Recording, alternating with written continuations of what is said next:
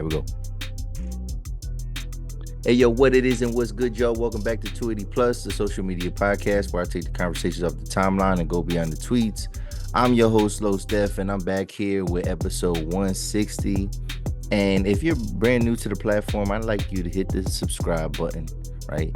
Give us a like, right? Hit that like button. Help build the channel. You know what I'm saying? Get the algorithms going.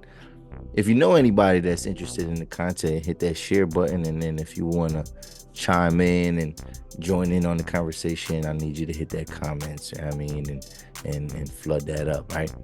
So yeah, man, we're back for episode 160. And it's funny because sometimes I'll have like a couple different little things that I want to talk about. And then like when I get into like planning and trying to put it together, like sometimes I'm like a little bit stuck, and then like out of nowhere I'll have like a bunch of topics, and then I end up having to condense down later. So we got a jam-packed episode. We're gonna definitely talk about some headlines, talk about some things that's going on, whether it's in music, and we're gonna talk about a little bit of the past, but also like just some like things that are kind of going on in society and like viral moments, and conversations that actually kind of went down on these timelines. You know what I'm saying? So first thing, well, one thing I want to say. So it is episode 160, and I just was at the barbershop, and I got a compliment from one of my. He's actually he's not my barber. He's like he's a backup barber. He's a backup barber. He's one. I mean, I go to a shop where I like probably like I got my main barber, and then y'all know Tyreek Jackson. I mean, y'all seen him. I've actually featured him on the episode. I was in the chair getting cut and all that, right? And we me and Tyreek have done content together outside of that as well. And so yeah, he's my guy. But then like there's like three other barbers that if Tyreek is out of town or something like that, and it's my week to get a cut, he got some serviceable dudes. But one of the barbers in the shop, he was just like, because they know somebody that actually just started a podcast, and they're kind of doing it within the shop and stuff like that. So it's a cool thing. Um, but one thing he was like, how many episodes you got, whatever. And then I was like, well, after I record this next one, it'll be 160. And then I was like, hold up. I was like, well, then I was like, I got another podcast, right? I got another podcast where, and I'm talking about recap and record. And I told him, I said, yeah, man, we just kind of recap TV shows and things like that. And we have 4 seasons of that. And it's about 10 episodes a season. And so I was like, yeah, so now, yeah, we easily at 200. We easily at 200 episodes. And then now that I'm talking about it, remember, I've done my own recaps. I've done my own, like, that wasn't a part of recap and record, even though we shared the content on there. But I've done recaps of The Shy. I did the first half of season 6, which I'm kind of mad that I didn't do the second half of season 6, but like they messed me up with kind of breaking it up. And then I did finally get access to Paramount Plus, what I mean, through my man Dev, I mean, Group Chat Chronicles. And but I never picked it up because I was watching the episode so late. And then it just, that's the only thing is when you do a podcast and you are talking about things that are kind of current, when you wait too long, it steals the luster of certain things. You know what I'm saying? It steals the momentum and vibe of it. And I mean, because at the end of the day, we are trying to put content out that hits the masses and that kind of generates views. And when you cover older stuff, unless it's a evergreen topic, what I'm saying, like something that just kind of stands the test of time, when you do current things, it takes away from the content, and like you miss the mark, like you miss your opportunity, so you can't talk about it anymore. But I did like eight episodes of that, right, on my own. And then I did some recaps with Johnny, right, and we did about, well, I think we did 6 episodes of that. So that's another 14 episodes. So we got I'm 214, 215 episodes in of just, podcast content, pricing, the logo in the back.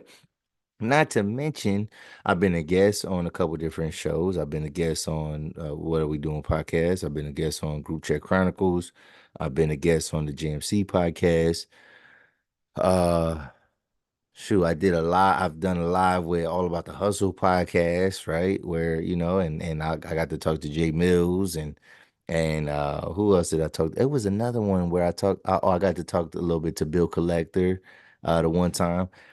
And what else? What else? I'm trying to think. I'm trying to think. Yeah, like just being a guest and being active, and then I've done like live episodes, and we just continuing to move. But one thing, so long story short, I'm just realizing I did all these episodes, and then he was just like, he said, "Yo, what you do is not easy." He said, "What you do is not easy, Los, because they're seeing like the podcast world up up close and personal. You know what I'm saying? Like like there's a podcast that's happening in their barbershop, which I ain't gonna lie, I kind of probably dropped the ball because I could have I could have done an episode or two with Tyreek at the shop, which I already did do an episode at the shop, but I could have set it up a certain way. But I mean, whatever. I mean, we everybody do their own thing. Everybody's blessings is different.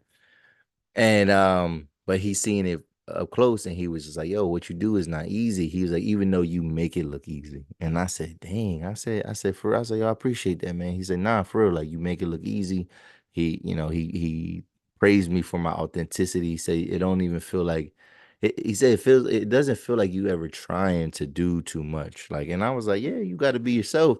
And one of the things that stood out to me, one thing that I said to him, I said, "Man," I said, well, being yourself, I said, it's all about being comfortable with who you are. And I was like, and being comfortable with who you are before social media, right? And that's where it all boils down to, because then when you're comfortable with who you are and you know yourself, I mean, bringing that to social media is easy as opposed to like, people that just kind of hop on a trend or two, and they trying to capitalize on a moment, so to speak. And you could kind of tell, you could kind of sift through it and tell like that's not really who they are. So like, I always try to be as, my authentic self. And it was good to hear that, somebody saying like, "Oh, yo, what you do is not easy, but you make it look easy." So that was a dope compliment. So um, but yeah, man, we rocking and rolling, going through what we got to go through, and then yeah. So let's get started though. Let's get started. So we got a update of for a headline that we talked about a couple years ago. So y'all remember DaBaby, right? So DaBaby, and I'm saying y'all remember DaBaby because one, he's not as active of an artist anymore. Like we don't really see DaBaby making music. Maybe he's just maybe he's cooking up right now. So and that's not necessarily the point. But when DaBaby was hotter than fish grease, right? When he was dropping stuff and he was in the headlines for all type of stuff, like sometimes bad things. Y'all remember it was in 2022, which I'm surprised it was that. I felt like that it happened so much longer ago, but yeah, like 2022. And his baby mom is DaniLeigh.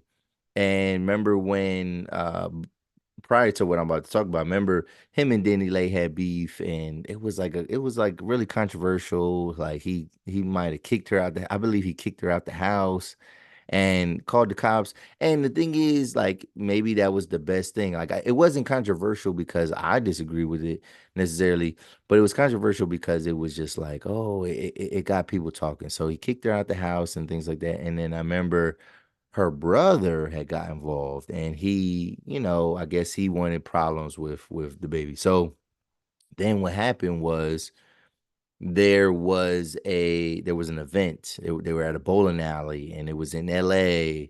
And the brother got, I guess he tried to, you know, go face to face with DaBaby, and then he got beat up on the bowling alley. I mean, beat up on the lanes. Like I remember people was slipping and sliding, and then he got jumped and trampled and all that type of stuff. So the headline, what I wanted to talk about was, let me just pull that up real quick here. Just pull that up. Yeah, so DaniLeigh's brother seeks $4 million in damages from DaBaby over the 2022 bowling alley incident, right? So here it says DaniLeigh's brother, Brandon Bills, is demanding over $4 million in damages from rapper DaBaby following an alleged assault that took place in 2022. So I guess they had, I don't know if like the language they have to say alleged. Um, yeah, it was DaBaby. Like they and they it wasn't alleged. They definitely beat him up. Now, alleged in the sense of was it an assault or was it just a fight? Yeah, I mean that didn't go Brandon Bill's way. Like it didn't go homeboy's way, right? So it says according to court documents obtained by In Touch, Brandon is seeking $2 million in general damages and an additional $2 million in special damages. So the incident occurred at a bowling alley in Southern California, where Brandon encountered DaBaby, age 32, who was accompanied by friends. In this lawsuit, Brandon accuses DaBaby of attacking him without provocation, leading to severe injuries, psychological distress, and mounting medical bills. A viral video of the altercation shows the two fighting on the bowling lanes. I remember that, and several others joining the scuffle. So like obviously there's more to it, a little bit more to it, but yeah. So that's the thing. It's gonna be, I think DaBaby has a lot of witnesses, and to say it was out provocation, like he didn't provoke it. I don't know if that's quite accurate because it seemed like he was pulling up on DaBaby. Like it seemed like he was pulling up on DaBaby. Now he was definitely outnumbered. He probably shouldn't have pulled up. And even if he was just going to talk to DaBaby, that's not the setting to do it. Like when he's out and about, he got a whole entourage, and it looks like you're trying to prove a point and you're trying to embarrass this man. And DaBaby is not somebody. So for whatever it's worth, DaBaby is not somebody that you just want to roll up on, right? Because remember, DaBaby has a body, right?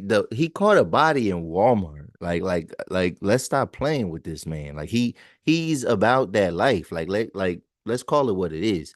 He ain't no punk. I mean, you don't gotta like his music. He don't even necessarily like go crazy. Like he don't.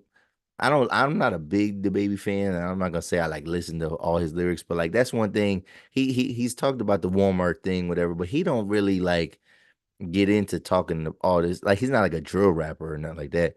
So I mean, just because he ain't talking about it, like he's about that life, man. Like he ain't nobody to play with. So to say that to seek all this money, seek a check after, years later, and probably this is something that's been in the works for a long time. But to make the claims that it like you didn't provoke it at all, I think that's gonna be hard to prove, especially with all those witnesses there, and a lot of people probably gonna be on DaBaby side. So we'll see. We'll kind of pay attention to that as that develops a little bit further, and we'll see where that takes us. All right. So moving on, right? But sticking with rap, right? Sticking with music. And I swear to God, I had a way better clip that I'm about to share, and we're only gonna watch a couple seconds of this. But and this is about Nelly. So first, a shout out to Nelly. Like he's made the headline. He's been kind of busy in the headlines. He's had a good year. Had a lot of headlines. We know that with Nelly, he got back together with Ashanti, and there was like a lot of haters. There was women that was saying like, "Oh, why is Ashanti messing with Nelly? Like, why is she backtracking?" And it's like, Nelly has never been like he's never been the face of like any like crazy scandals or anything like that. And like, yeah, if they love each other, they want to, get that old thing back. Like let them do them, right? So they got back together. So you had people doing that. They had got married, and we didn't necessarily know. Like they didn't make it a big public thing, but like we kind of found out after the fact that they actually got married, right? And Ashanti, she just had her baby. Like so, she was pregnant, and then she just had her baby. So this is like a love story full circle, right? Coming around. Nelly also made the headlines for like I don't know he had possession of something like ecstasy or something like that, which is wild. Like I didn't even know people were still doing stuff like that. And then he got arrested because he didn't have enough insurance. And then it was funny because I had somebody tell me, they was like, they made the joke, they was like, why isn't his insurance on auto pay, whatever? And I had to think about it, and I was like, yeah, that's a good point. Like he is Nelly. Um, we're talking about car insurance, like, because I could see, like, you probably had to, as a performer, as an entertainer, you probably had to have like certain type of liability insurance that costs a lot of money. But like we talking about car insurance, I mean, he get rates just like us based on his driving history and driving record and stuff like that. And the fact that he didn't have coverage, or maybe his coverage lapsed, it's like kind of weird. It's like, but that goes to show you that like a lot of times famous people don't keep up with that stuff. But that's not what we're talking about here. That's not what we're talking about. I'm just giving you an overview update on Nelly, right?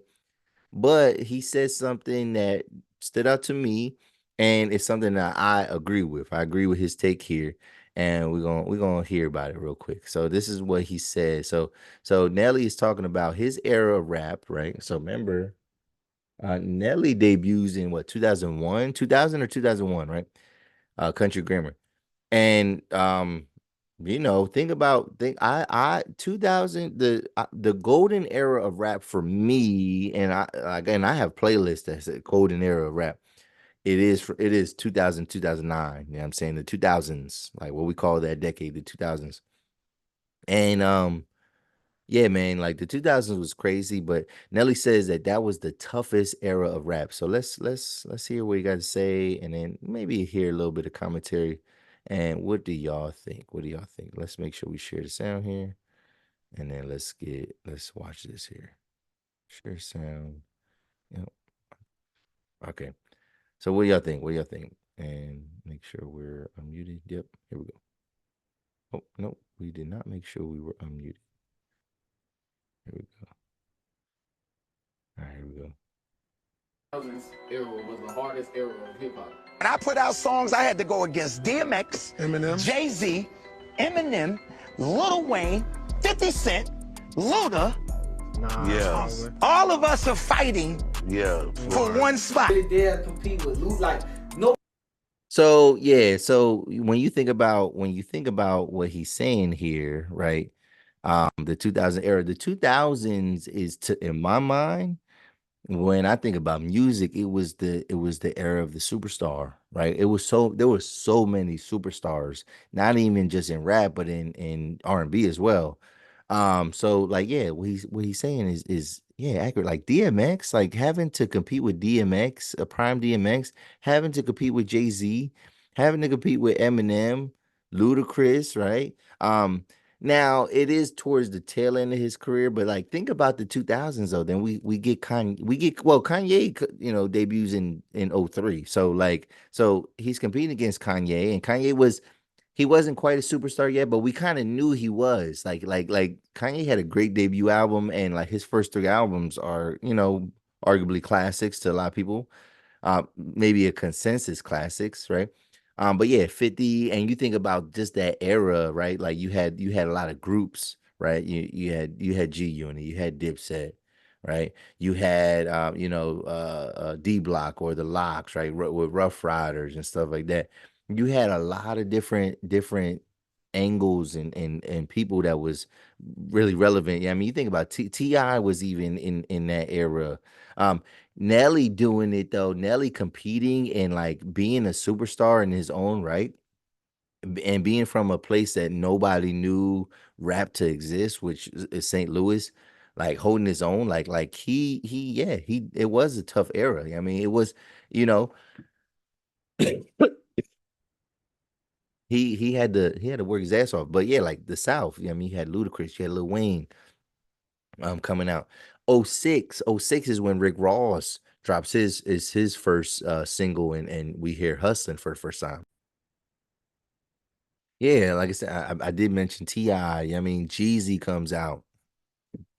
But then you had like mainstays in like New York. You had Fabulous that was still prominent. All of like Rockefeller, you know what I'm saying? Like anybody that you could name from Rockefeller. So yeah, it was a tough era. Um, Probably, and again, this is physical copy era, right? This is when you had to buy CDs, but then they were competing against file sharing and like stream, file sharing services or websites like Napster and LimeWire and Kazaa, right? Like so, it's like people are still like they were superstars in their own right, like selling music, but then people were stealing music at the same time, and these guys were still going multi-platinum, like. And you got a lot of other rappers that are also going multi-platinum. Now, granted, the landscape was a little different, but yeah, music also too stood the test of time. So like maybe he benefited a little bit because like you had to sit with music a little bit longer. Now with streaming, oh, I don't like this. I could listen to this. I could listen to this. I could listen to thousands.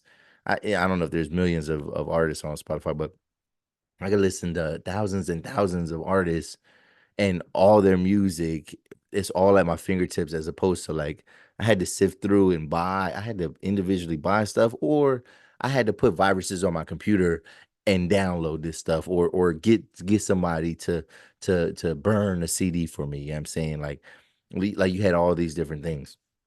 I often say that 2000s R&B is better than 90s R&B. 90s R&B is nostalgic and is great, and there's a lot of amazing sounds there.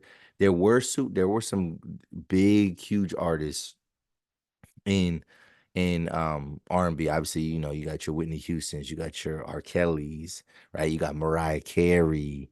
You got all these different groups, Boys to Men, Jodeci, who else? Who else? You had a lot of I mean, you had Brandy, you had Monica, you had all these different, artists, like great artists, and then everybody in between, right? Janet Jackson, superstar. You know what I'm saying? Like there were superstars there. Like there were big acts. But then like you think about 2000s rap R&B though, 2000 R&B. You got Destiny's Child, right? And the tail end of Destiny's Child that streams into Beyonce, right? We get solo Beyonce in the 2000s. We get Rihanna in the 2000s. And like it's funny because that first album and like it was some couple cute songs, but then right after that she like took off. Like it was crazy. We had the debut of Chris Brown, and Chris Brown was kind of like a smash hit superstar right away. You had the second phase of Usher's career. Usher has like three phases of his career, but this was the superstar era, right? 8701, Confessions, right? So you got Usher coming out, Ashanti and Murder Inc. and everything that they was doing. Ashanti was a superstar. Then you had the debut, and then again everybody in between too. But you had Alicia Keys, superstar, right? Uh, I mean, R. Kelly was still relevant even in the 2000s. You know what I'm saying? Very relevant in the 2000s. Um, what was it we had? We had well, I had some names here. Then you get the debuts of other people. You get the debuts of Trey Songz. You get the debut and then the superstardom of a Neo.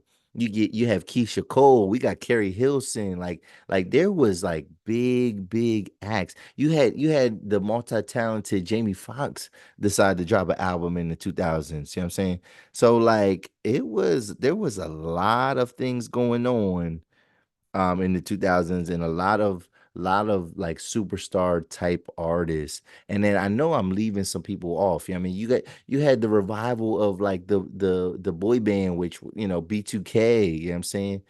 It was so much going on. I mean, yeah, 112 and Jagged Edge were still very prominent in the 2000s, like, and they had that like superstar status. You know what I'm saying? So 2000s music was, to me, it's on a different level. Now granted, the music has like maybe in some ways declined but elevated at the same time. But it was a good era overall. Then think about too, you get the debut of Drake then in the late 2000s, right? When you in like '08, right, we get Drake. um it was a lot going on. It was a lot of A lot of big music, and I agree. I agree with Nelly. I think that is the toughest era. But what do you think? What do you think is the toughest era, the hardest era to be successful because of the competition being so strong? What do you think? What era is that? Like what decade? Because when we're gonna say era, we're gonna call it era based on the decade. So what decade or what era do you think was the hardest in rap? Was the hardest in R&B? What do you think? All right. Um, I should have saved this for after the baby conversation, because we're gonna talk about another beatdown, right? So I don't know if y'all seen this headlines, man. So like in New Jersey, man, if you ride in the public transit, right, don't fuck with the bus drivers, right? Like that one, you shouldn't, if you ride in public transit at all, you probably shouldn't be messing with no bus drivers. Like let them do their job. You know what I'm saying? Like everybody got to get to where they got to get to safely and whatnot. But this New Jersey bus driver, like he let this young boy know what it was. So like if fuck around and find out was a person, right? Like if that phrase, right? If that was a person, it would be this New Jersey bus driver, right? So like did y'all so I'm gonna play some of this, whatever. But like apparently while the bus was in motion and while they're on the route, a young man spits on this New Jersey bus driver. And then again, if fuck around and find out was a person, it would be this man for sure, right? It would be this man for sure. And so we about to check this out here. Let's look at this video here. Let's look at this video. Let me share the screen here again. Here we go. Okay. Here we go. Here we go. Here we go. All right. So let's check this out. And yeah. Fuck around and find out. Do something. I did. Do something. I did. Do something. Sitting there spitting. See me right now. See me right now. See me right now. You spit and see me. He said you spit and you see like the bus driver is obviously like he stops the bus. Like maybe they're at a stop. He's not even at the wheel. The bus is parked right now. Like he's not playing with this young boy. You know what I'm saying? He tells him that he spit on him and he's like, yo, nah, like see me. Like you gotta fight. You gotta fight me. See me right now. I'm not your one ass the fuck out, man. What? What? Listen, ladies and gentlemen, go down. Go down. Go down. Go down. What you gonna do? What you gonna do? So this is a responsible man, right? So although what's about to happen is probably not the best decision, but this is a respectable, responsible man. He tells the people that are right in the vicinity, right in the front, he tells them, he gives them safe passage, and he says, yo, y'all need to go. Y'all need to go that way. Go in the back, right? Because I got some business to handle. So here we go. Driver. Oh, Driver. Party. Oh my God. Oh my God. Damn.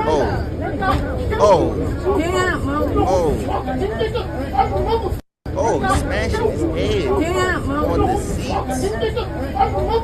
He has him strangling this boy. Fuck wrong with you, nigga? You want to smash? Damn. Oh my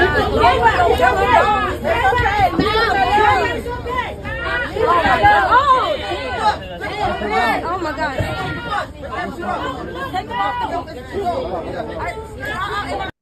All right, so there's like other angles of this, whatever. There was like another angle that has like the people from the front, like you see those two people that were right there in the front. They have an angle as well that's a little bit better even. But you know, the same effect. We still get the same effect. But like this was crazy. So like I just think about this, right? And I think about how like times have changed, right? So like back in the day, right? Just imagine if this would have happened back in the day, like if this would have happened when I was a teenager, like if this would have happened to one of my peers, right? Like somebody that I know, like somebody I know was the young boy. I mean, the younger guy. So back in the day, this story, this would have been like folklore, right? This would have been barbershop talk. This would have been one of the things like, yo, I was on the bus, right? And then, what's his name? He talking crazy, whatever, and he spits on the bus driver. Yo, and then the bus driver stopped the bus and whooped his ass, bro. Like he trashed this dude. Like we would be talking about that.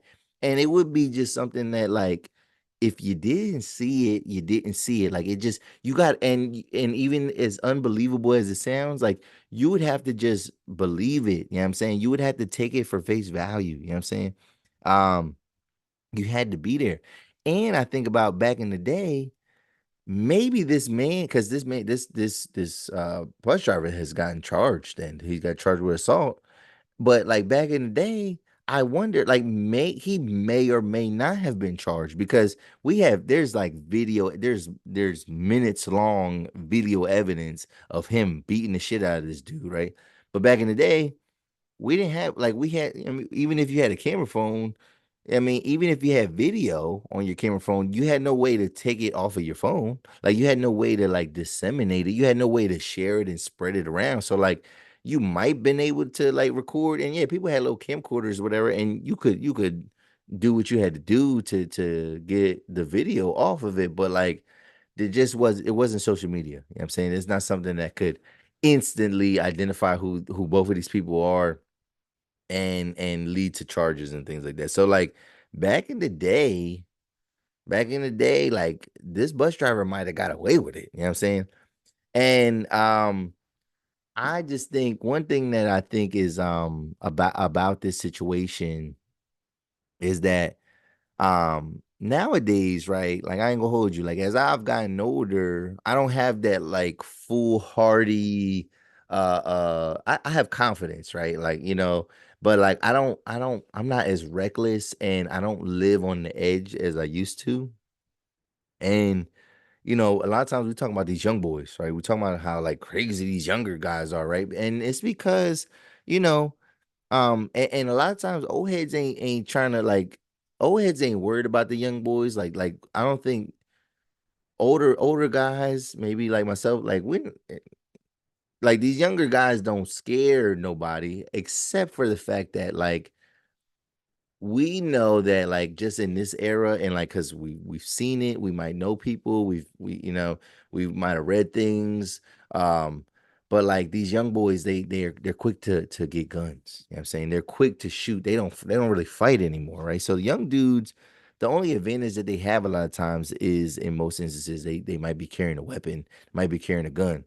And that would have been the only thing that might have held me back, whatever. And but at the same time, it's like, nah, this dude, if this young boy thought he was about that life, he got exposed. You know what I'm saying? But it might not be over. You know what I mean? Like that's one, the bus driver is probably fired. So it might be over. Like these guys might not run into each other ever again. However, just imagine like if he keeps his job and then, you got this angry young man who's gotten embarrassed in front of millions of people, right? Because it went viral. And I would think that he would definitely want to get his get back and then get it back in one of the most in a very violent way. You know what I'm saying? Like the worst way possible and want to retaliate on this guy at his job. You know what I'm saying? So like, but in terms of the hands, I don't think, definitely the old head, I already had him pegged as having the advantage. You know what I'm saying? But the only advantage that the young boy would have been if he would have had a weapon. And he ain't come he ain't come prepared, which fortunately he did not. I mean, fortunately he did not have a weapon, but like again, if fuck around and find out was a person, is the New Jersey bus driver. You know what I'm saying? So what y'all think, man? What y'all think about that crazy moment, man? Like how would you be feeling if you were there? Like, would you record it? Would you be inclined to record it? I don't know. So I've seen some even in adulthood, I've seen some crazy things And that's just not my instinct. Like my instinct is not, oh, pull out my phone. Like I'll pull out my phone if I'm trying to view something positive or good. I'm at a sporting event, I'm at a concert, like I'll record for sure. I don't just remember, I do record it. But like something like a crime, you know what I'm saying? Assault, a fight, a argument. I don't necessarily pull my phone and be pressed to see and record that type of stuff. So like I don't know. I think it's interesting how we perceive conflicts and danger and things like that and how we go about it. But I don't know if I would record it. But like what would you? Would you record it? Would you be sitting there? Would you want to be the person to make something like this go viral? Or would you kind of just, mind your business and just say like, hey, I was there. I was there. I would just be like, okay, I'm there. I was there. But what do you think? What do you think? What do you think? Is the bus driver did the bus driver take it too far? Or is that just the was that just a natural consequence for spitting on a man? Like spitting on somebody, that's that's one of the lowest things that you could do in terms of like trying to assault or harm somebody. Like that's just like the nastiest, like grimy. That's one of the grimiest things that you could possibly do. So what do you think though? Let me know in the comment section there. And then let's see, let's get into something else. But this is about rap again. We're going back to rap. And again, we talk about fuck around and find out, right? Fuck around and find out. Man. So recently, Hurricane Chris, is getting at 50 Cent. He's upset. He's upset about some things, right? So he's mad that 50 Cent is throwing an event, and supposedly he did not book any Louisiana artists, right? And he's doing this event in Louisiana because 50 Cent has just bought some land in Shreveport, Louisiana. And apparently 50 Cent is going to be like using this land to be, I guess he's doing events is there, but he's also going to be using this land to create his own, his own film studio so he can he can be a one-stop shop so he don't got to rely on a stars or whatever. He's gonna be putting out his, more content, right? So let's check this out though and see what Hurricane Chris got to say, and we can dive into this conversation here. So let's see here. All right, so that's remember Hurricane Chris. Hurricane Chris, mostly known for the song "Hey Baby," "Hey Baby."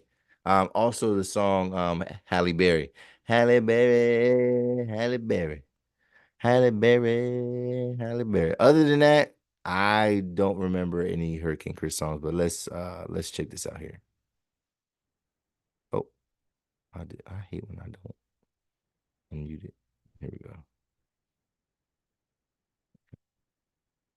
Fucking concert in Louisiana and don't book no Louisiana legends and put no bankroll in no Louisiana legends pocket, but you pay the police $500,000. What type of bitch ass shit is that? All right, so this is where automatically Hurricane Chris actually lost me here, right? So if you are holding an event, right, a big event like a festival type thing, like some type of, because apparently 50 Cent also was doing some type of like comedy thing as well, but you need security, right? And like you don't hire like just just some bodyguards and stuff like that. Like no, we need to secure this event.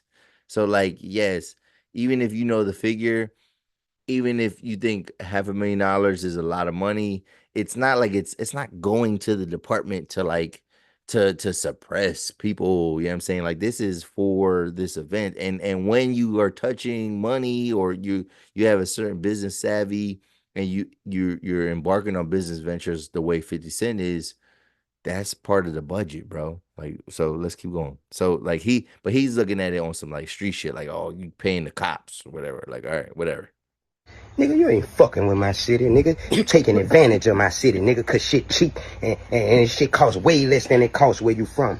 And y'all stupid, slow motherfuckers so crazy that y'all gonna let this nigga come down here and not show no love to Louisiana. This nigga ain't booked no Louisiana artist. This nigga ain't booked Big Papa. This nigga ain't booked B Will. This nigga ain't booked Hurricane. This nigga didn't even go to Baton Rouge and get no boosies or no weddies. Like, nigga didn't fuck with us. Nigga came to take advantage of us. Shreveport had cheap ass land. He came and bought that shit, and a nigga don't give a fuck about fucking with us. And he just showed you that by paying the police $500,000 when we got young niggas out here starving, when we got young niggas out here killing each other. That fucking money could have went to anything to help the motherfucking youth. We don't need more money invested into the police, nigga. We need more motherfucking money invested into the community. We need motherfuckers who know the community, who know the people, who willing to put their motherfucking feet on the ground to make a difference with their influence. Fuck your money, nigga. We don't care nothing about it, nigga. You think these white people ain't been having no motherfucking money in Louisiana, nigga? They using you to come through this motherfucker and to pay the city up. Nigga, they finna use you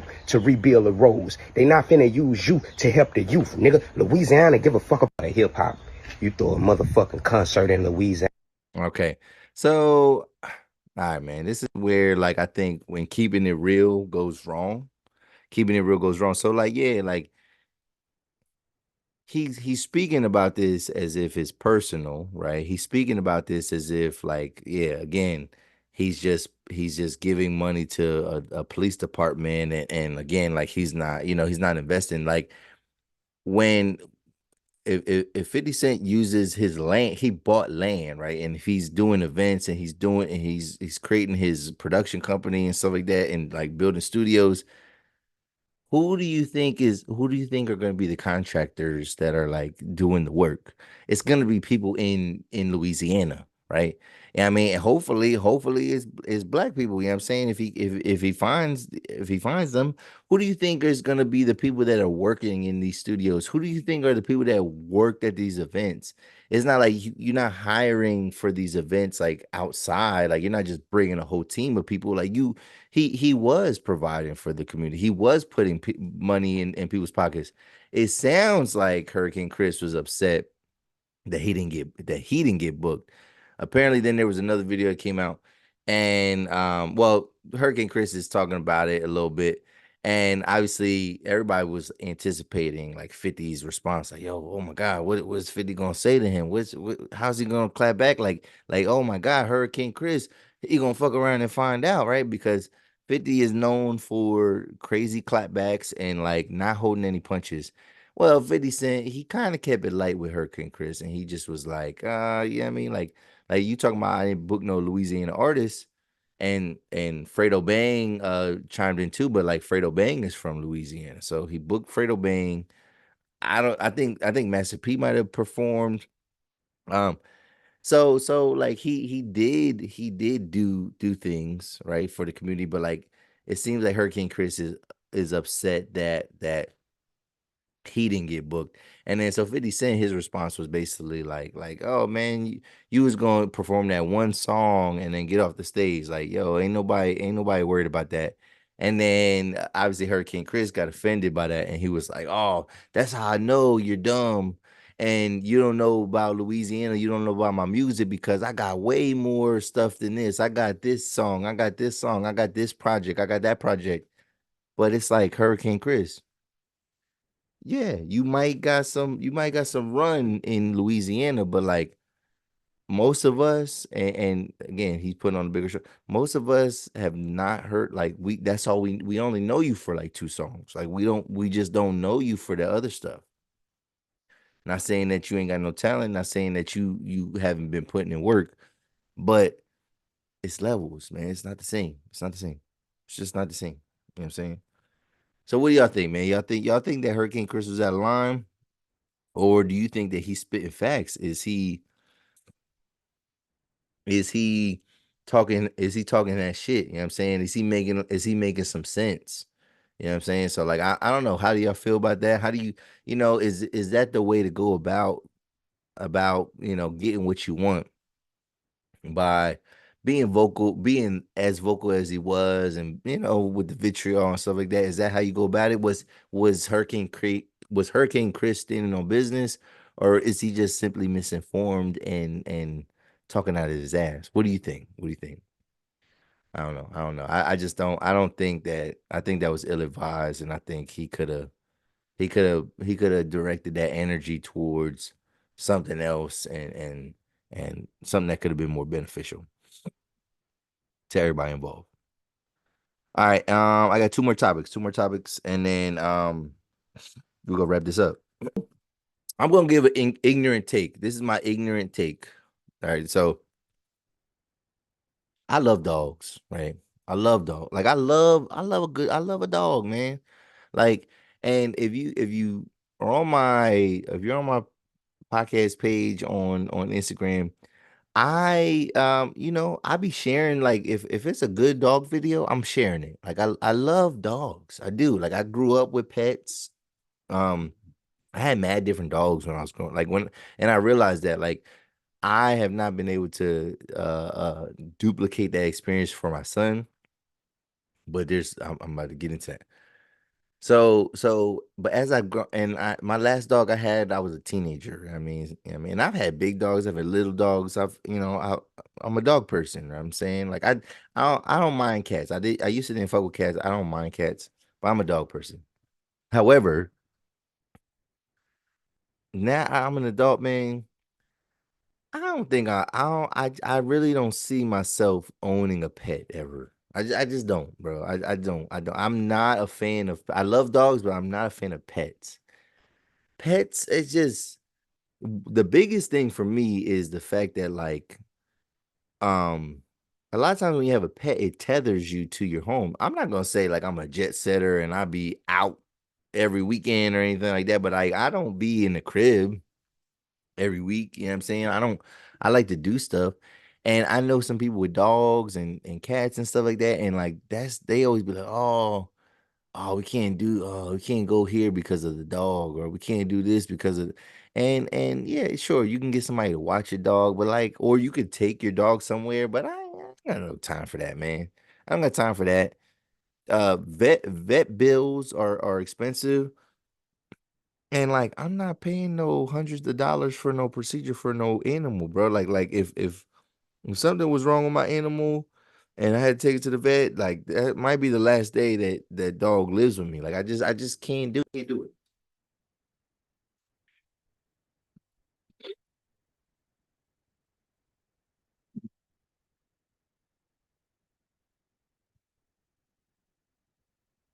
I can't do no damn dog, bro. I can't do no pet. I can't do no pets. I can't do no pets, whatever. Um so what I was getting at was, so here's my ignorant take, right? So this is part of why I could not have a dog either. So like, I don't think that animals belong in the house in houses. Like I just like, they might have a designated area in the house, but like most people that have dogs, those dogs be like living in their houses. So my ignorant take is this, and my ignorant question and take is this, and somebody please answer this for me. And it's ignorant. This is ignorant. Like this is like, I did not know. I'm coming from a place of ignorance. I'm admitting that I don't know something. But when did it become socially unacceptable to have outside dogs? When did it become socially unacceptable to have outside dogs? Because I own pets. I own pets. I had dogs. I had big dogs. I had one of the biggest Rottweilers like you would ever see. But my dog lived outside. Like that dog was not allowed in our house. Like he when it if it extremely if in extreme weather conditions, like extreme rain, snow, and stuff like that, he could be in the basement. He could be in the basement. You know what I mean, sometimes I remember when we first got a dog, kept him in a little kennel cage, whatever. But after that, you know what I mean? Like he had free range of the basement. We didn't have a finished basement back in the day. I lived in the hood, you know what I'm saying? We had no finished basement. So my dog lived like, he could live in the basement. Um, but like, I grew up like just assuming, and like this was a lot of people. A lot of people used to keep their dogs outside. Like a lot of people used to keep their like there was so like that was the thing. Like the beware of dog sign. That's what I don't understand. When did it become socially unacceptable to leave a dog outside to have outside dogs? Because the quote unquote beware of dog sign, right? That you see that ain't for some dog that's just like comes out every now and then. That was because the dog lived outside. So it's like beware. Like you knew that certain yards had dogs in it. You know what I'm saying? Like you would hear them barking, whatever, but like you'd want to avoid it, right? You like, you know. So like when did it become unacceptable? Remember one of the greatest childhood movies, sports movies, is called The Sandlot. And there was literally a dog in that movie that was eating their baseballs, right? And that dog lived out. That dog had a dog. Remember, dog houses? Dog houses were for outside. Like, yeah, that's the thing too. Like, a dog could have a dog house and they could live outside because they could go into the little dog house and stuff like that. But like, when I speak about my dogs that I used to have, and people, and I'd be like, oh no, oh dog, because yo, that's what I'm saying. I can't have a pet because a dog is not allowed on my couch. A dog would not be allowed on my bed. You know what I'm saying? It can't be really in the kitchen too much, you know what I'm saying? Like especially around food and things like that. Like it's very limited as to where I would be cool with a dog being in my crib. Like this very is a very small window. Now, if you have a small, and that's the thing, the only time there was inside dogs were small dogs, but big dogs were outside dogs. Always in my whole life, big dogs were outside dogs. So tell me, what was it, a year? Was there a movement? Was there like a public service announcement that was put out? You know what I'm saying? Like, was there something that was shared amongst people that made people say, like, no, you shouldn't? Because if you say, yo, oh yeah, we just keep the dog outside, or yeah, I'll get a dog, I'll just keep it outside, people will look at you like you are a serial killer. Like they will look at you like you are the worst person in the world. And I'm thinking, like, again, this is my life. I had an outside dog. When did we start letting when did it become mandatory for your dog to stay inside the house? I just want to know. Somebody tell me in the comment section. Because, and I definitely don't want to bring up the brother, you know what I'm saying, Mike Vick, whatever. But like even with the dog fighting stuff, I live in this, I grew up in an urban area, I grew up in the city, right? Dog fighting, like there was no, I never seen no professional dog fights or anything like that. But people was raising their dogs to fight. There was dog fights on the corners of streets. There was dog fights where like people would take their dogs and meet up at a field or something like that, and like the dogs would get in, or somebody's backyard. Like it wasn't no official thing. I don't even, and I was so young. Maybe people were gambling and betting on this stuff, whatever. But like, and I never seen no dog get put down, whatever. But like they would like people would let their dogs fight. So like even with that whole Mike Vick stuff, I'm not saying that it was okay, but culturally, I didn't know it was that big of a deal. Like I just ignorance again. I did not know it was that big of a deal. And then I think again, that's where there's a disconnect with what happened and whatever, because and that they talk about it because, like, yeah, culturally, like, yeah, that was a normal thing. Like in certain Hispanic cultures, it's common to do cockfighting. I mean, and they got these like chickens fighting each other. But like that's a social norm. It's a cultural norm. Dog fighting, I'm not saying like to the extent that was going down, back with the Vic case. I'm not saying that was like a lot more widespread. I'm obviously not saying that was acceptable, but like culturally, a lot of in the hood, like it's not the craziest thing for a dog for people to want to at least want to fight their dog. Not saying that they always did, but like it wasn't unacceptable. Now, again, these weren't like dog fights that went to the death and like dogs like ripping out jugular, the dog's necks and ripping them apart. But like it was just like, a dog might have a couple scratches. Dog might be bleeding in the mouth or something like that. But like it was not the craziest thing. So what tell me that. Tell me, when did it become socially unacceptable to have outside dog? And then like did you always was are you from a place where dog fighting was not the end of the world? Because I definitely was. I'm saying. Leave a comment below. What do you think about that? And yeah, so leave a comment. Leave a comment. But last topic. And we're gonna wrap this up here. Here we go. Okay. This might be some controversy here, but I have my answer and I'm gonna break it down for y'all. But and this was on Baller Alert. This was a poll. There's a poll I've seen, and I want to hear y'all thoughts, and I want to participate in this as well. So you can only choose one cuisine for the rest of your life.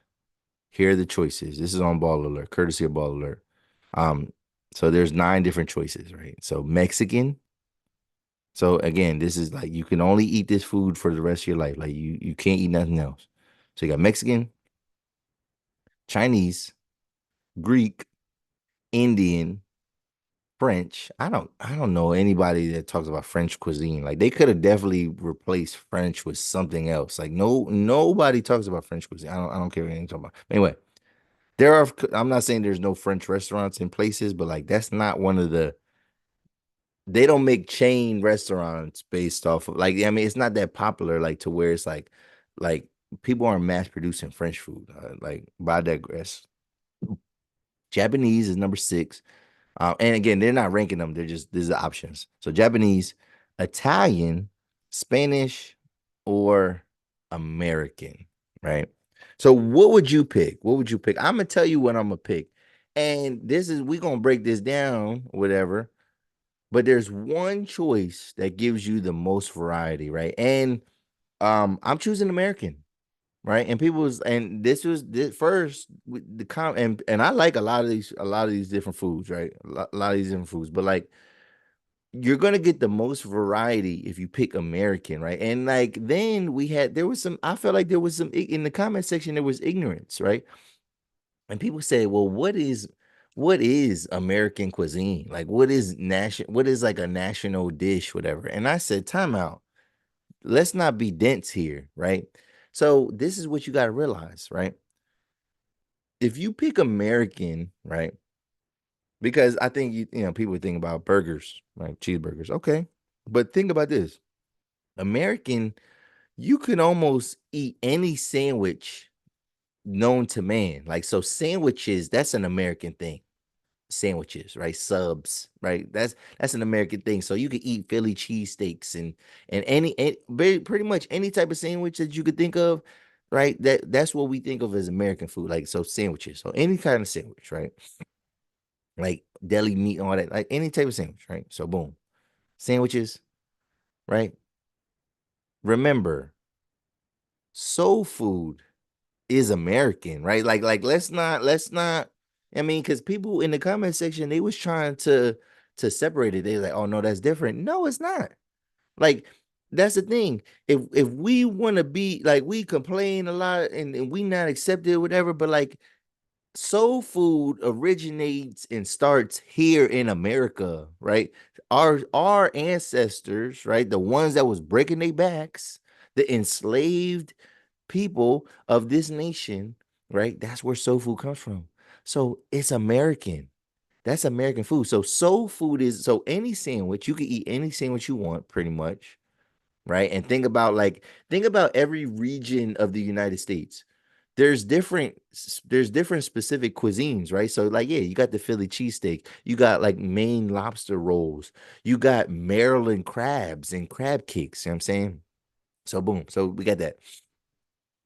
We got any sandwich. We got what did I say? I said soul food. So soul food is like, come on, like a lot of people will be like, oh my God, soul food, soul food. So remember, barbecue is American, right? So barbecue, any like barbecue. Like some people will live off of barbecue for the rest of their life. You know what I'm saying?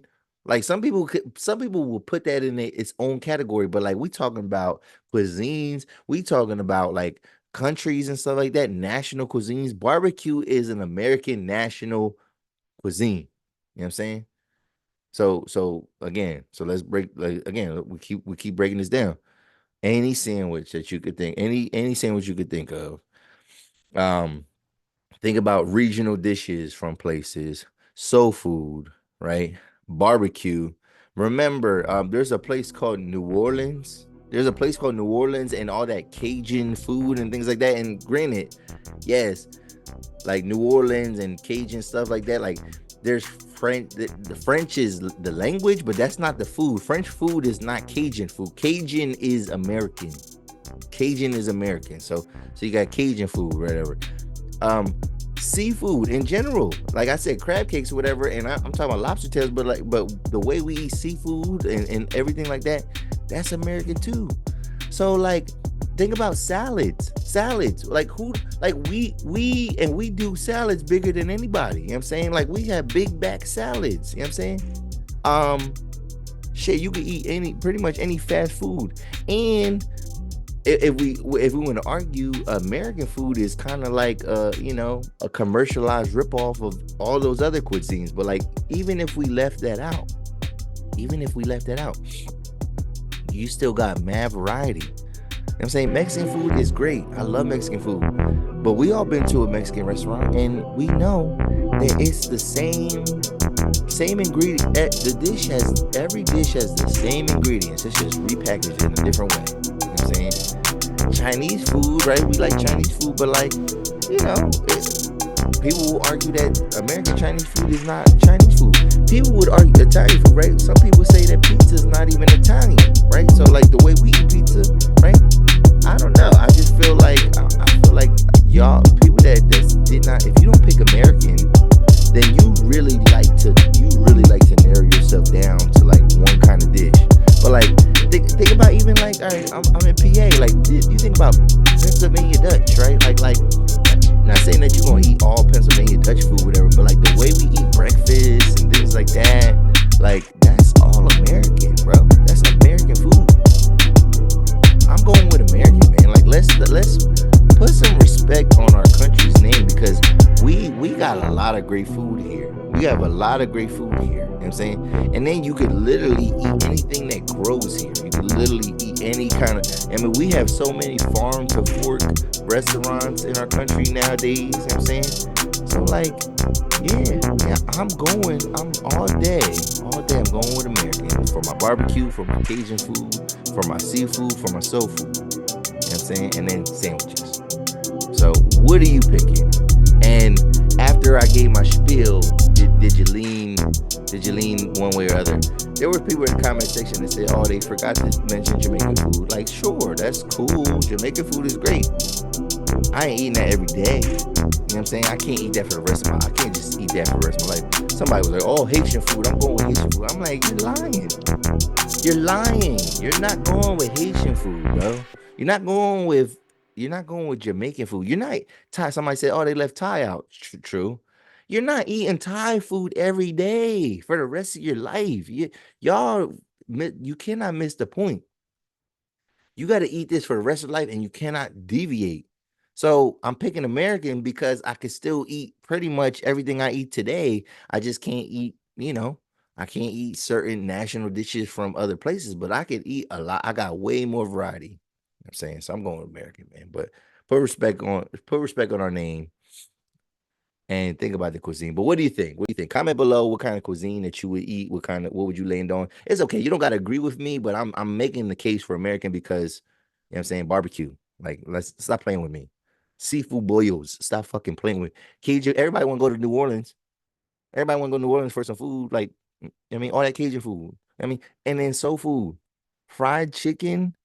You know what I'm saying? Collard greens, candied yams, baked macaroni and cheese. That's all American, baby. That's American. But if you're still watching, I'd like you to hit that subscribe button, hit that like button. You know what I'm saying? What do you think of this week's episode? What are some topics that you want to chime in on, dive in on? I got some stuff that I kind of even left in the holster, man, that we're gonna have to, pull out for the next week episode. But I appreciate y'all time. You know what I'm saying? If you're still with us, again, hit that like button, hit the subscribe button, leave a comment below, share the content. You know what I'm saying? This is episode 160 of the 280 Plus podcast. I'm your host, Los Def, and I'm out, y'all. Shout out to Rare Fine for the shirt. This is one of my favorite shirts, but I'm out, y'all. Peace.